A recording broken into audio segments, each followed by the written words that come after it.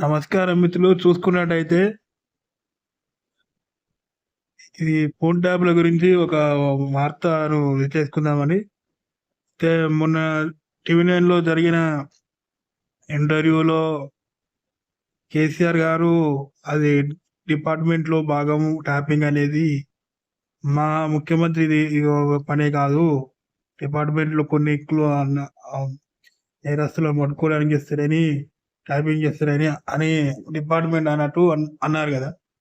దాని గురించే ఇది ఒక మెయిన్ వార్తొచ్చింది. అదేంటంటే ఫోన్ ట్యాపింగ్ కేసులో కేసీఆర్ గారి పేరు. కేసీఆర్ గారే చేయాలని అని చేస్తేనే వెంబడే మేము చేయమని అని పోలీస్ అధికారులు ఇలా చెప్తున్నారు.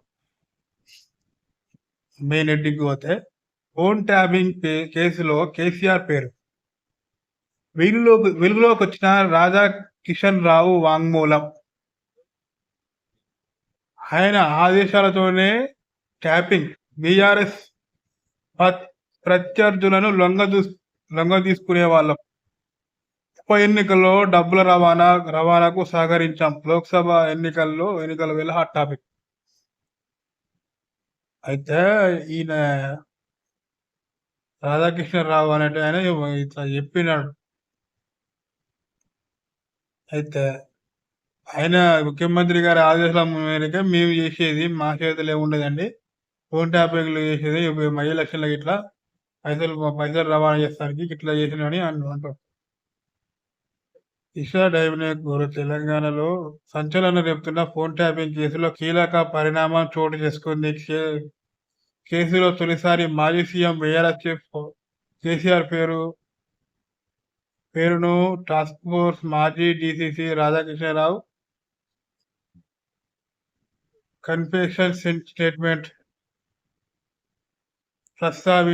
స్టేట్మెంట్లో ప్రస్తావించిన విషయంలో తాజాగా వెలుగులోకి వచ్చింది. కేసీఆర్, ఆయన కుటుంబ సభ్యులు, పార్టీలో ఆయన సన్నిహితులు వ్యవహారాలు చక్కబెట్టేందుకే తామంతా కలిసి పనిచేశామని వాంగ్మూలంలో చెప్పినట్టు తెలుస్తుంది. కేసీఆర్ రాజకీయ ప్రత్యర్థులను వారికి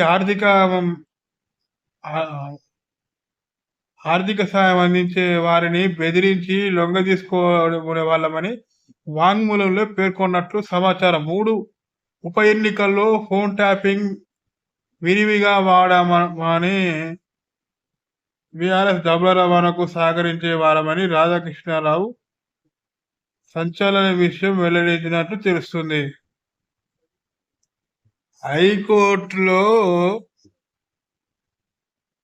BRS petition.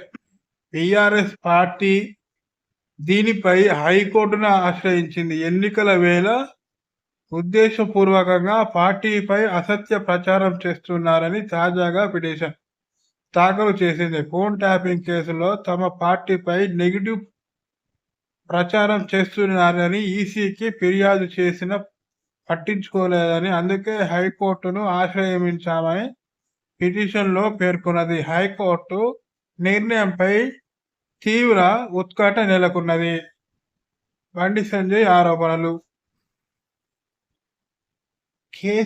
Karimnagar MP Bandi Sanjay సైతం ఫోన్ ట్యాపింగ్ వ్యవహారంలో నిన్న స్టేట్ ఆఫీసులో బీఆర్ఎస్ నేతలపై తీవ్ర ఆరోపణలు చేశారు. సిరిసిల్ల కేంద్రంగా ఫోన్ ట్యాపింగ్ జరిగిందని ఆరోపించారు.